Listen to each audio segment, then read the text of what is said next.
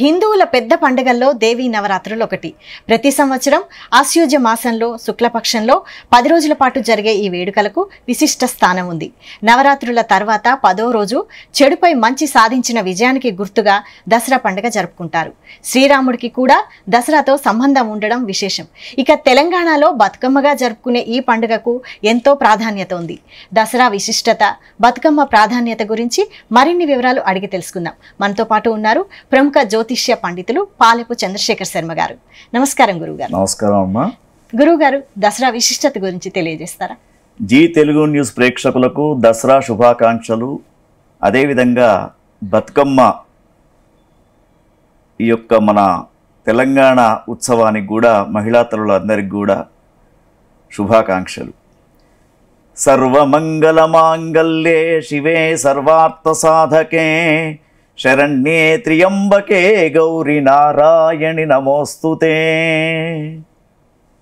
క్రోధినామ సంవత్సరంలో మనకు ప్రతి మాసానికి ఆ పౌర్ణమి రోజున ఏ నక్షత్రం అయితే ఉంటుందో దాన్ని ఆధారంగా చేసుకొని మాసం యొక్క నామం పెట్టడం అనేది, పేరు పెట్టడం అనేది పూర్వీకులు చేసినటువంటి గొప్ప పని. అయితే అశ్విని నక్షత్రంతో కూడుకున్నది ఆశ్వీజ మాసం కాబట్టి ఈ ఆశ్వీజ మాసంలో ముఖ్యంగా భాద్రపద మాసంలో మనం వినాయకుని యొక్క నవరాత్రి ఉత్సవాలు చేసుకొని తదనంతరం వెనువెంటనే వినాయకుని మాతృమూర్తి అయినటువంటి అమ్మవారి యొక్క ఉత్సవాలు దసరా నవరాత్రి ఉత్సవాలుగా చేసుకుంటూ ఉన్నాం.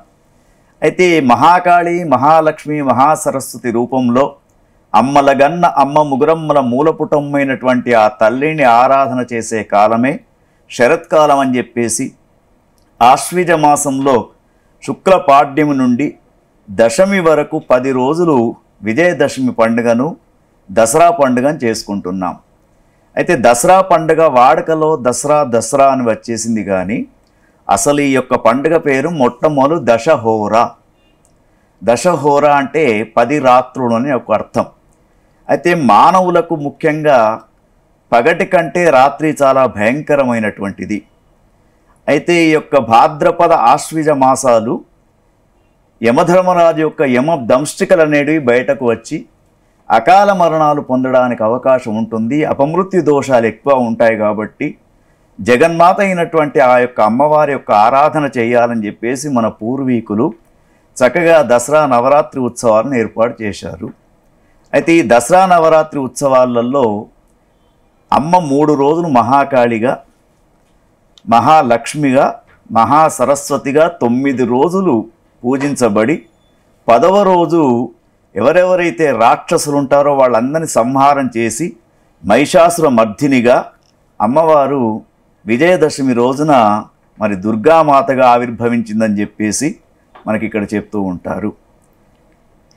గురువుగారు, 9 రోజులు 9 అవతారాల్లో అమ్మవారిని ఎందుకు కొలుచుకుంటారు?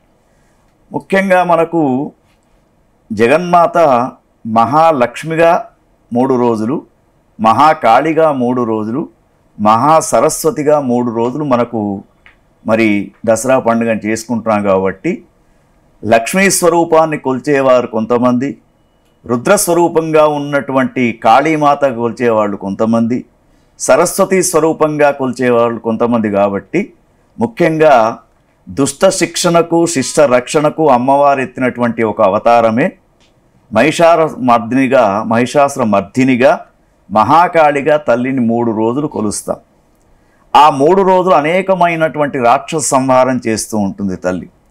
తర్వాత మహాలక్ష్మిగా 3 రోజులు ఆరాధన అందుకుంటూ అష్టలక్ష్మి స్వరూపంతో ఉన్నటువంటి తల్లి ఎవరెవరికి ఏ అనుగ్రహం కావాలనో ఆ అనుగ్రహాన్ని అందిస్తూ ఉంటుంది. సరస్వతిగా 3 రోజులు శుంభ నిశుంభులనే రాక్షస సంహారం చేసుకుంటూ మరి విద్యాలక్ష్మిగా, సరస్వతిగా, విద్యాది దేవతగా ఆ అమ్మవారు కొలవబడుతూ ఉంటుంది. అందుకే ముగురమ్మల మూల పుటమ్మ అని చెప్పేసి ఆ తల్లికి పేరు. ఈ నవరాత్రులలో ఏ రోజు అమ్మవారికి విశిష్ట ప్రాధాన్యం ఉందంటారు? ముఖ్యంగా మనకు అమ్మ 9 రూపాలు, 9 కూడా చాలా విశేషమైనటువంటి రూపాలే. ఎందుకంటే కొన్ని ప్రాంతాలలో విజయవాడ, కనకదుర్గ అటువంటి ప్రాంతాలలో ఒక రకంగా కొలుస్తూ ఉంటారు. తర్వాత నవదుర్గా స్వరూపాలుగా ఒకవైపున కొలుస్తూ ఉంటారు. అయితే ముఖ్యంగా ఈ దసరా ఉత్సవాలలో ప్రాంతాలను బట్టి అమ్మవారి యొక్క పేర్లను పెడుతూ ఉంటారు. ఇప్పుడు ఇక్కడ మనకు నవదుర్గా స్వరూపంతో చూసినప్పుడు ప్రథమం శైలపుత్రీ చ ద్వితీయం బ్రహ్మచారిణి తృతీయం చంద్రఘంటేతి కూష్మాండేతి చతుర్థకం పంచమం స్కందమాతేతి షష్టం కాత్యాయినీతి చ సప్తమం కాలరాత్రీశ్చ మహాగౌరీతి అష్టమం నవమం సిద్ధిదా ప్రోక్త నవదుర్గా ప్రకీర్తితః. కొన్ని ప్రాంతాలలో అమ్మవారిని నవదుర్గా స్వరూపంతో కొలుస్తూ ఉంటారు. అందుకే శైలపుత్రిగా ఒకరోజు అంటే చాలా ప్రాంతాలలో నవదుర్గా భక్తులంతా కూడా అమ్మవారిని 9 రూపాలలో కొలుస్తూ ఉంటారు. శైలపుత్రీ దేవిగా మొదటి రోజు, తర్వాత ఈ మొదటి రూపమైనటువంటి శైలపుత్రిని కొలిస్తే ఏమిటి అంటే ఈ అమ్మవారి యొక్క స్వరూపం హిమవంతుని యొక్క పుత్రికగా శైలపుత్రి అనే పేరుతోటి అమ్మవారు కొలవబడుతూ ఉంటుంది. తర్వాత ఈ రూపంలో అమ్మవారు వృషభ వాహనం పైన కూర్చొని ఉంటుంది. కుడి చేతిలో త్రిశూలం, తర్వాత ఎడమ చేతిలో కమండలం ధరించి ఉంటుంది. మరి ఈ అమ్మవారిని కొలుస్తూ ఉంటే ముఖ్యంగా శైలపుత్రిని ఆరాధన చేసినటువంటి వారికి ముఖ్యంగా శత్రు సంహారం అనేది జరుగుతూ ఉంటుంది. కాబట్టి మొదటి రోజు శైలపుత్రిని ఆరాధన చేస్తూ ఉంటారు. రెండవ రోజున బ్రహ్మచారిణిని ఆరాధన చేస్తూ ఉంటారు. దుర్గాదేవి యొక్క ద్వితీయ స్వరూపమే బ్రహ్మచారి. అంటే ఆమె తపస్సు చేస్తున్నటువంటి ఆ యొక్క రూపాన్ని బ్రహ్మచారిగా గుర్తించడం జరిగింది. ఆమె జపమాల తర్వాత కమండలము ధరించి బ్రహ్మచర్యం స్వీకరిస్తున్నట్టు ఆమె యొక్క రూపం కనబడుతూ ఉంటుంది. మరి ఈ తల్లిని ఆరాధన చేస్తే ఏకాగ్రత అనేది మనిషికి లభిస్తూ ఉంటుంది. అంటే చంచలత్వం అనేది పోతూ ఉంటుంది. అందుకు ఈ యొక్క ముఖ్యంగా బ్రహ్మచారిణి దేవిని ఆరాధన చేస్తారు. ఇక మూడవ రోజు అమ్మ చంద్రఘంటాదేవిగా దుర్గాదేవి యొక్క తృతీయ స్వరూపాన్ని చెప్తూ ఉంటారు. అయితే ఈ చంద్రఘంటాదేవి సింహవాహనం పైన కూర్చొని ఉంటుంది. తర్వాత 10 చేతుల యందు 10 రకాల ఆయుధాలు ధరించేసి ఉంటుంది.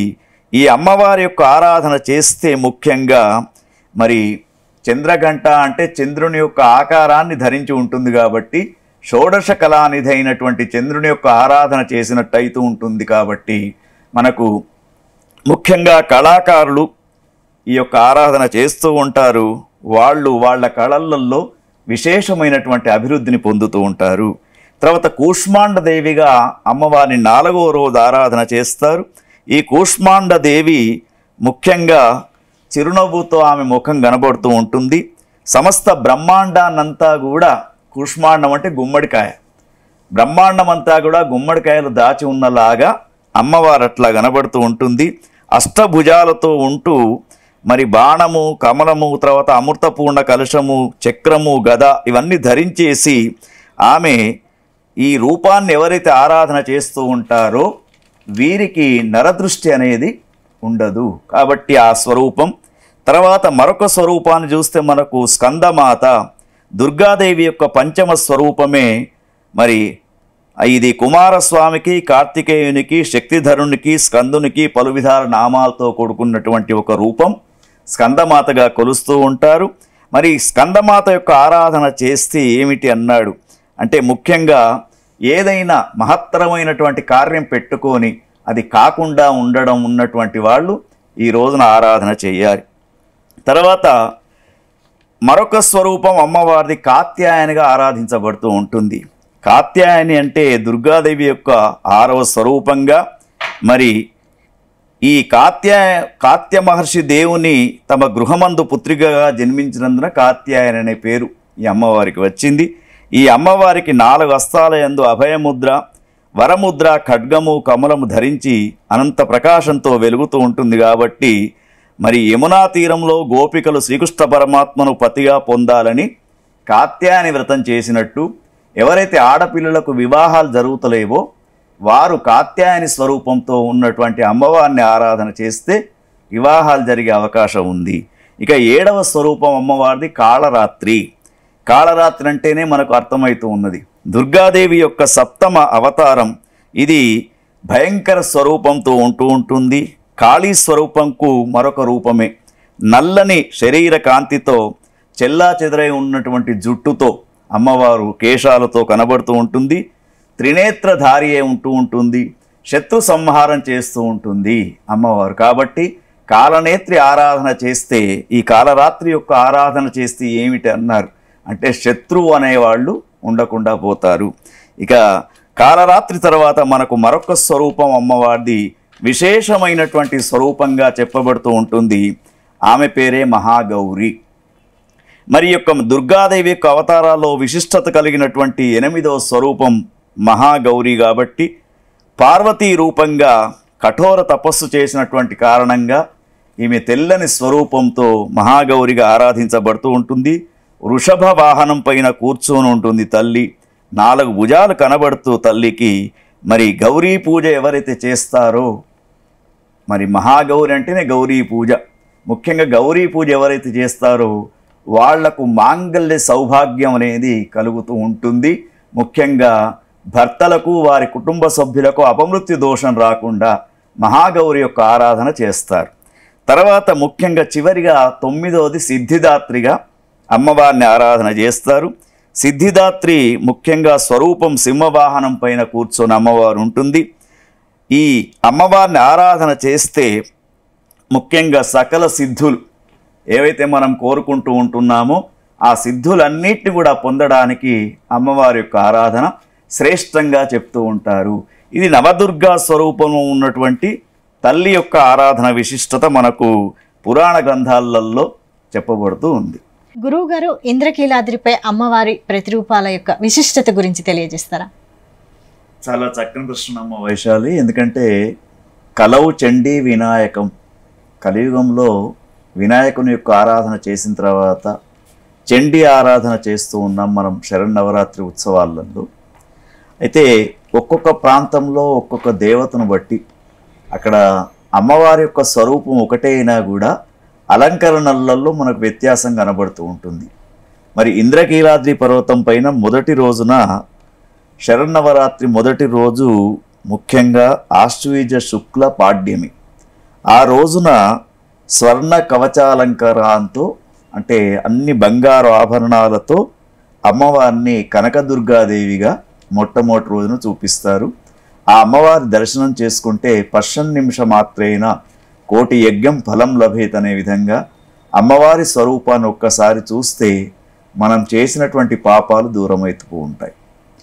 2వ రోజు మనకు అంటే విదియ రోజున, ఈ విదియ రోజున అమ్మవారిని బాలా త్రిపుర సుందరీ దేవిగా అంటే 10 సంవత్సరాల అమ్మాయి ఏ విధంగానైతే శరత్కాలం యొక్క చంద్రునిలాగా ఉంటుందో అమ్మవారి యొక్క స్వరూపాన్ని బాలాదేవి స్వరూపంతో అక్కడ అలంకరణ చేస్తారు. ముఖ్యంగా ఈ బాలా మంత్రం అనేది సమస్త దేవతా మంత్రాలలో గొప్పది కాబట్టి ఆ రోజు ఆ మంత్రంతో అర్చనలు చేసిన తర్వాత విద్యోపాసకులంతా కూడా ఆ అమ్మవారిని దర్శనం చేసుకుంటారు. ముఖ్యంగా ఎవరికైతే ఈ ఆడపిల్లలు చక్కగా బుద్ధులు నేర్చుకోవాలి అంటే చక్కని కళలు కానివ్వండి, సాంస్కృతికమైనటువంటి కళలు కానివ్వండి, విద్య అభివృద్ధి చేసుకోవాలన్నప్పుడు ఆ బాలా త్రిపుర సుందరీ దేవి యొక్క అవతారాన్ని 2వ రోజు చూడాలి.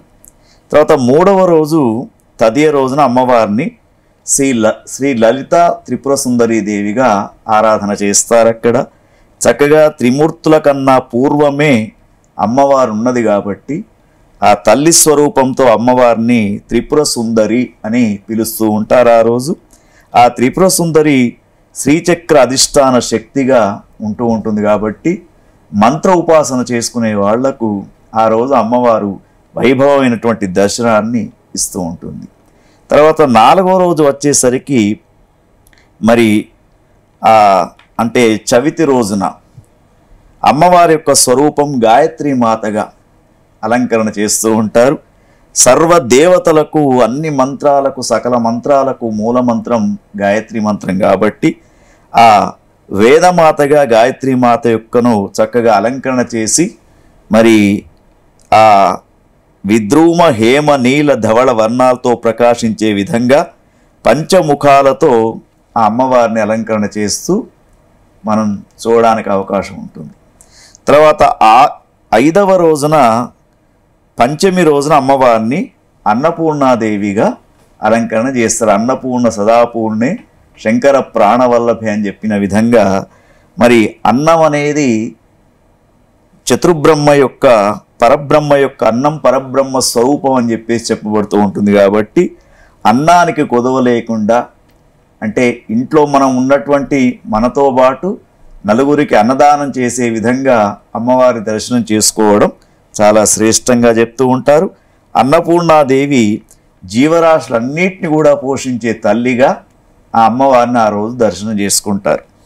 తర్వాత 6వ రోజు షష్ఠి మూలా నక్షత్రం ఉంటుంది. ఆ రోజున అమ్మవారిని సరస్వతీదేవిగా అలంకరణ చేస్తూ మరి ఆ రోజున విద్యార్థులందరికీ కూడా ఆ సరస్వతీ పూజాది కార్యక్రమాలు ముఖ్యంగా నూతనంగా అప్పుడే విద్యాభ్యాసం ప్రారంభం చేయాలనుకునే వారికి ఆ రోజున అక్షరాభ్యాస కార్యక్రమాన్ని కూడా సరస్వతీ రూపంలో అమ్మవారు మనకు కనబడుతూ ఉంటుంది.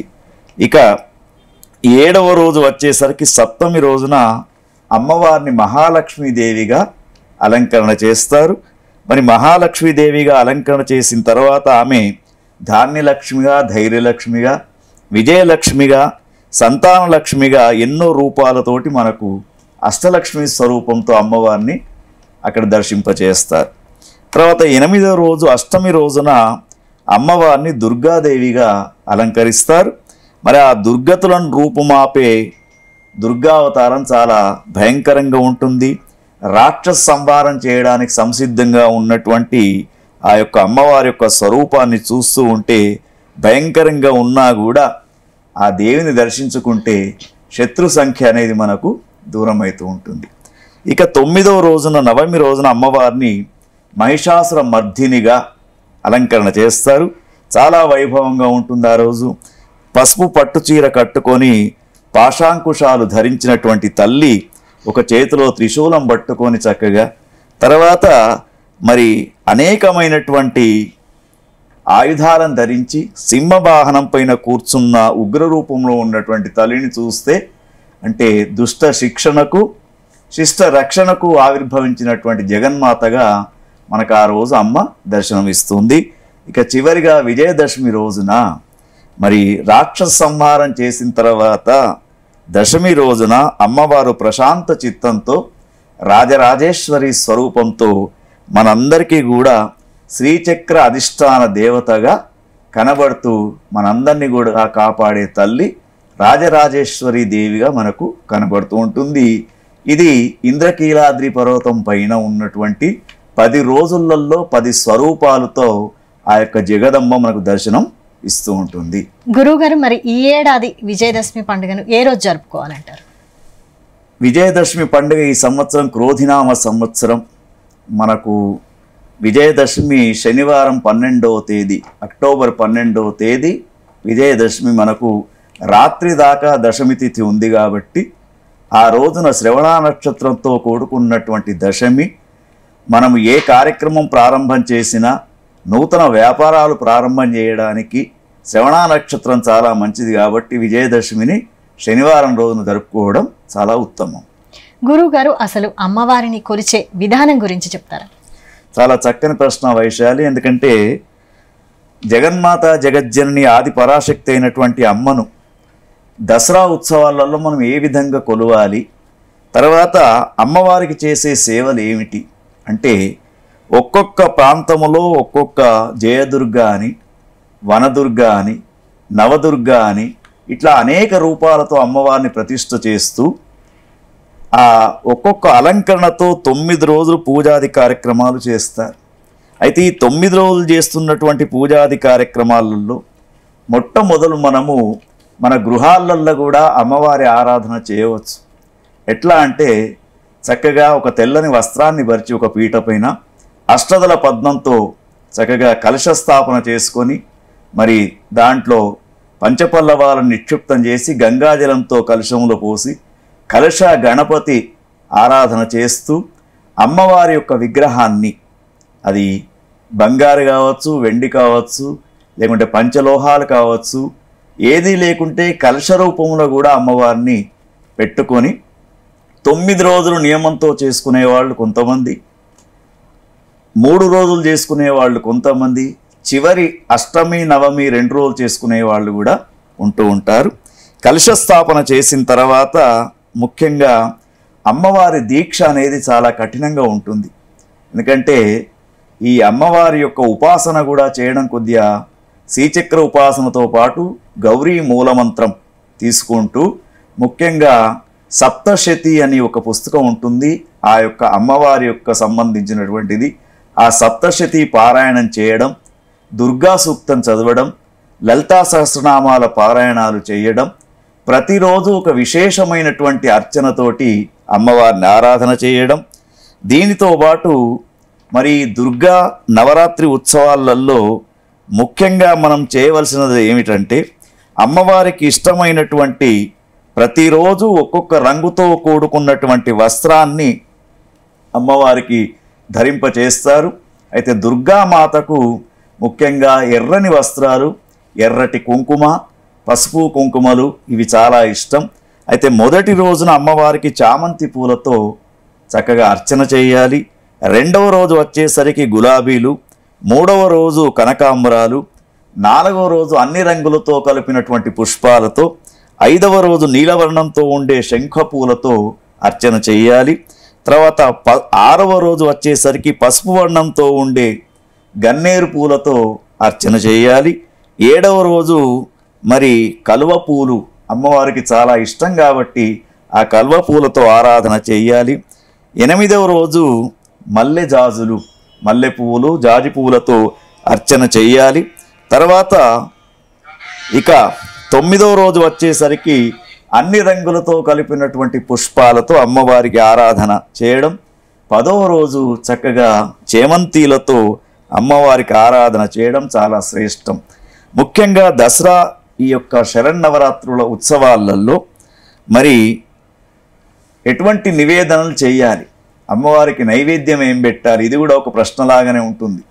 మొదటి రోజున నెయ్యి కట్టె పొంగలి నైవేద్యంగా పెట్టాలి.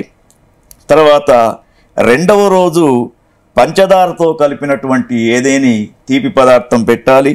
3వ రోజు కొబ్బరి అన్నం, రవ్వ కేసరి నైవేద్యంగా పెట్టాలి.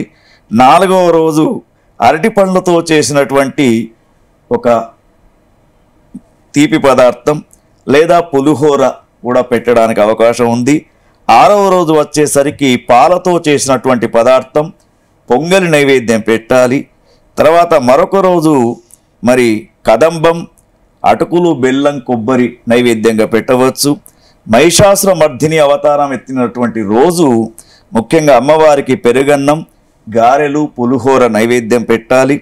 రాజరాజేశ్వరి అవతారం ఉన్నటువంటి రోజున షడ్రసోపేతమైనటువంటి భోజనాన్ని అమ్మవారికి ఆ రోజున పెట్టడానికి అవకాశం ఉంటుంది. అలాగే గురువు గారు బతుకమ్మ విశిష్టత గురించి కూడా చెప్తారా? చాలా మంచి ప్రశ్నమ్మా. ఎందుకంటే మన తెలంగాణ ప్రాంతంలో ఒకవైపున మనం ఇంతకుముందు చెప్పుకుంటున్నట్టు యాదేవి సర్వభూతేషు శక్తి రూపేణ సంస్థిత, నమస్తస్యై నమస్తస్యై నమస్తస్యై నమో నమః. శక్తి స్వరూపిణిగా అమ్మవారిని ఆరాధన చేయడానికి 9 రూపాలలో శరన్నవరాత్రి ఉత్సవాలలో ఉదయము రాత్రి పూట మనం అర్చన చేస్తూ ఉంటాం. అది వేదోక్తంగా పురాణోక్తంగా అర్చన చేయడం. జానపదులు, మహిళలంతా కూడా కలిసి అమ్మవారి యొక్క ఆరాధన చేస్తూ ఉంటారు. ఎందుకంటే బతుకమ్మ అనే దానికి బతుకునిచ్చే తల్లి బతుకమ్మ అని అర్థం. అంటే మనం అందరం కూడా చక్కని జీవన విధానాన్ని సాగించాలి అని చెప్పేసి దీనికి సంబంధించినటువంటి ఒక చిన్న కథ కూడా ఉందమ్మా. ధర్మాంగదుడు, సత్యవతి అనే 2 దంపతులకు 100 మంది పిల్లలు పుట్టి కూడా చనిపోతారు. చివరికి వారు లక్ష్మీదేవి యొక్క తపస్సు చేసి లక్ష్మి అనుగ్రహంతో లక్ష్మిలాగా ఉండే ఒక అమ్మాయిని పొందుతారు. ఆమెకు పేరు పెట్టకుండా బతుకమ్మ బతుకమ్మ అని అందరూ పిలుస్తూ ఉంటారు. అటువంటి బతుకమ్మ కథ మనకు పాటలలో కనబడుతూ ఉంటుంది. మరి మనము శక్తి ఆరాధన వేద మంత్రాలతో ఒకవైపున చేస్తూ ఉంటే నవరాత్రి ఉత్సవాలలో జానపదులంతా కూడా పాటల రూపంలో బతుకమ్మ బతుకమ్మ ఉయ్యాలో అంటూ తంగేడు పూలతో చేసినటువంటి బతుకమ్మలను, ఎందుకంటే యాదేవి సర్వభూతేషు ప్రకృతి రూపేణ సంస్థిత, ప్రకృతి ఆరాధననే బతుకమ్మ అని చెప్పబడుతూ ఉన్నది. అంటే మనం చూడండి, బతుకమ్మకు కూడా ప్రకృతి అప్పటికే శరత్కాలం వచ్చేసి ఈ అశ్విని నక్షత్రంతో కూడుకున్నటువంటి ఆశ్వీజ మాసం వస్తుంది కాబట్టి ఎక్కడ చూసినా కూడా విపరీతమైనటువంటి పువ్వులు కనబడుతూ ఉంటాయి. అంటే మన భారతీయ సనాతన సంప్రదాయం అనేది పువ్వులను, చెట్లను, పశువులను, పక్షులను అన్నిటినీ భూతదయతో గౌరవించే సంస్కృతి మన దేశంలో ఉంది. కాబట్టి మరి ప్రకృతి మాతను ఒడిలో పోసినటువంటి పుష్పాలను చక్కగా బతుకమ్మగా పేరుస్తూ ఆ ఆరాధన చేయడం బతుకమ్మలో ఉన్నటువంటి విశిష్టత. ముఖ్యంగా ఈ బతుకమ్మ పేర్చేటప్పుడు కూడా అది మనకు 9 స్టెప్స్ ఉంటూ ఉంటాయి. అంటే శ్రీచక్రాసనం వేసి ఆ సిబ్బి కూడా శ్రీచక్రార్చనలాగా ఉంటూ ఉంటుంది. సిబ్బి పైన పువ్వులన్నీ పెడుతూ 9 స్టెప్స్లో తీసుకొని పైన గౌరమ్మను పెడతారు. ఆ గౌరమ్మను పెట్టి అక్కడ కూడా గౌరీ ఆరాధనే, ఇక్కడ గౌరీ ఆరాధన, అక్కడ కూడా గౌరీ ఆరాధన చేస్తూ ఉంటాం. కానీ గమ్మత్తు ఏమిటంటే పాటల ద్వారా, బతుకమ్మ పాటల ద్వారా, ఆ బతుకమ్మ పాటలలో కూడా అనేకమైనటువంటి విశేషాలు కనబడుతూ ఉంటాయి. ఎందుకంటే పూలకు సంబంధించిన పాటలు, రామచంద్రునికి సంబంధించినటువంటి పాటలు, బతుకమ్మకు సంబంధించినటువంటి పాటలు ఎన్నో పాడుతూ ఆ పూలతో చేసుకున్నటువంటి ఉత్సవమే, అంటే ప్రకృతి ఆరాధననే బతుకమ్మ అనే ఒక అర్థం చెప్పుకోవచ్చు.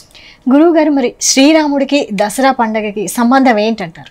చాలా చక్కని ప్రశ్నమ్మా. ఎందుకంటే రామో విగ్రహవాన్ ధర్మ అని మనకు చెప్పబడుతూ ఉంటుంది. ముఖ్యంగా మనకు దసరా రోజున మనకు చక్కని మంత్రాన్ని చెప్తూ ఉంటారు. శమీ శమయతే పాపం శమీ శత్రు వినాశిని అర్జునస్య ధనుర్ధారి రామస్య ప్రియదర్శిని. మనకు ఆ శ్లోకంలోనే ఉంది. అసలు ఈ జమ్మి చెట్టుకి ఇంత ప్రాధాన్యత ఎందుకు అంటే, బ్రహ్మ సృష్టిని చేసిన తర్వాత అగ్నిదేవుణ్ణి సృష్టించాడు. అగ్నిదేవుడు సృష్టించిన తర్వాత అగ్నిదేవుడు మొట్టమొదలే బ్రహ్మను కాల్చడానికి వెళ్ళాడు, తన యొక్క పరాక్రమం చూపించడానికి. వెంటనే బ్రహ్మదేవుడు ఏం చేశాడు, అగ్నికి తట్టుకోవడానికి ధీటుగా ఒక జమ్మి వృక్షాన్ని నిర్మాణం చేశాడు. అంటే అగ్నితత్వాన్ని తట్టుకునే శక్తి జమ్మి చెట్టుకుంది. అటువంటి జమ్మి చెట్టు పైన మరి పాండవులు అజ్ఞాతవాసం చేసినప్పుడు వాళ్ళ యొక్క ఆయుధాలను పెట్టుకొని ఉత్తర గోగ్రహణం అప్పుడు ఆ ఆయుధాలన్నిటిని తీసుకొని విజయాన్ని సాధించారు. తర్వాత రాముడు కూడా అదే సమయంలో విజయదశమి రోజునే విజయాన్ని సాధించాడు. కాబట్టి అర్జునస్య ధనుర్ధారి రామస్య ప్రియదర్శిని అని ఇక్కడ మనకు చెప్పబడుతూ ఉంది. అంటే అన్ని విజయాలకు సంకేతంగా. అందుకే అమ్మవారికి ఒక పేరు ఏమిటంటే అపరాజిత.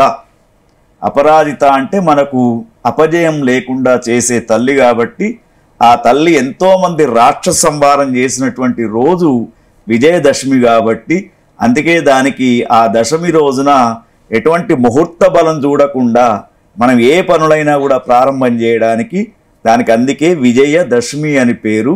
అటువంటి విజయదశమి రోజున మరి ముఖ్యంగా మనకి ఈ సంవత్సరం ఉన్నటువంటి సమస్యలన్నిటి పోగొట్టుమని ఆ యొక్క జగదంబ అయినటువంటి తల్లికి అందరం కూడా చక్కగా ఉత్సవాన్ని చేసుకొని ఆ జమ్మి పత్రాలను తీసుకొని భగవంతునికి తర్వాత మనకంటే పెద్దవాళ్ళకి ఇస్తూ శమీ శమేతే పాపం శమీ శత్రు వినాశిని అర్జునస్య ధనుర్ధారి రామస్య ప్రియదర్శిని అని చెప్పేసి పెద్దవాళ్ళ యొక్క ఆశీస్సులు తీసుకోవడం చాలా శ్రేయస్కరం.